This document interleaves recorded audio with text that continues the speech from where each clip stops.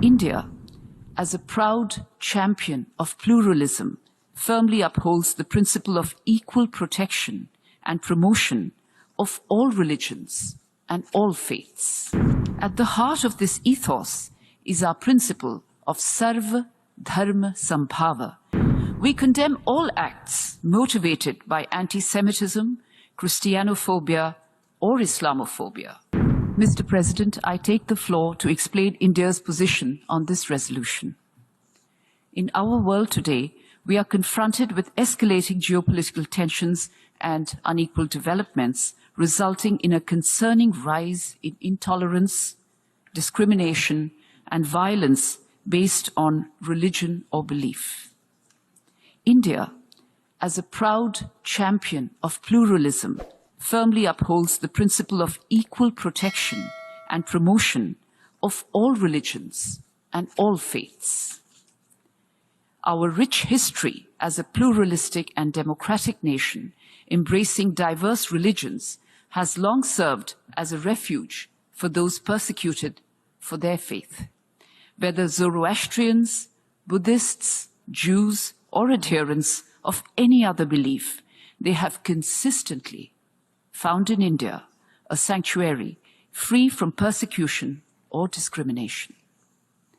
At the heart of this ethos is our principle of Sarva Dharma Sambhava, encapsulating Indian secularism and affirming the inherent goodness of all religions, each deserving of equal respect. This principle isn't merely a facet of our culture, it is firmly enshrined within the Constitution of India. It is therefore with deep concern, Mr. President, that we observe the growing manifestation of intolerance, discrimination, and violence against followers of various religions. We condemn all acts motivated by anti-Semitism, Christianophobia, or Islamophobia. However, it is crucial to acknowledge that such phobias extend beyond the Abrahamic religions.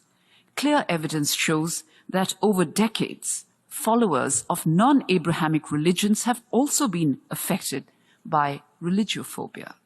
This has led to the emergence of contemporary forms of religiophobia, particularly anti-Hindu, anti-Buddhist, and anti-Sikh elements. These contemporary forms of religiophobia are evident in the increasing attacks on religious places of worship, such as gurudwaras, monasteries and temples, as well as the spreading of hatred and disinformation against non-Abrahamic religions in many countries. The destruction of the Bamiyan Buddhas, violations of Gurudwara premises, massacres of Sikh pilgrims in Gurudwaras, attacks on temples, and the glorification of breaking idols in temples all contribute to the rise of contemporary forms of religiophobia against non-Abrahamic religions. It is crucial to recognize, Mr. President, that Hinduism, with over 1.2 billion followers, Buddhism, with more than 535 million, and Sikhism, with over 30 million followers worldwide, are all subject to religiophobia. It is time that we acknowledge the prevalence of religiophobia rather than just single out one. In this context, I would ask all member states to consider the broader scope of religious discrimination that persists globally.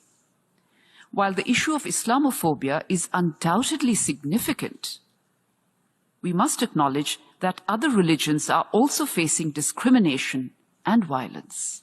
Allocating resources solely to combat Islamophobia while neglecting similar challenges faced by other faiths might inadvertently perpetuate a sense of exclusion and inequality.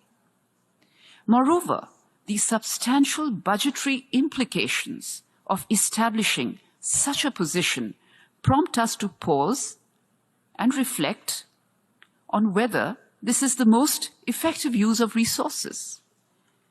Could we not achieve greater impact through a more inclusive approach that addresses religious discrimination in its entirety? Therefore, we are in principle opposed to the creation of the post of a special envoy on the basis of a special religion. We trust that the resolution adopted today does not establish a precedent that could result in numerous resolutions centered on phobias tied to specific religions, potentially dividing the United Nations into religious camps. It is crucial for the United Nations to maintain its stance above such religious concerns which have the potential to fragment us rather than unite us under the banner of peace and harmony, embracing the world as one global family. Mr. President, as I conclude, I will state that India stands against all forms of religiophobia, be it anti-Semitism, Christianophobia, Islamophobia, as we stand against all anti-Hindu, anti-Buddhist, and anti-Sikh sentiments. One final point, Mr. President. This concerns a delegation that, much like a broken record, remains sadly stagnant while the word progresses.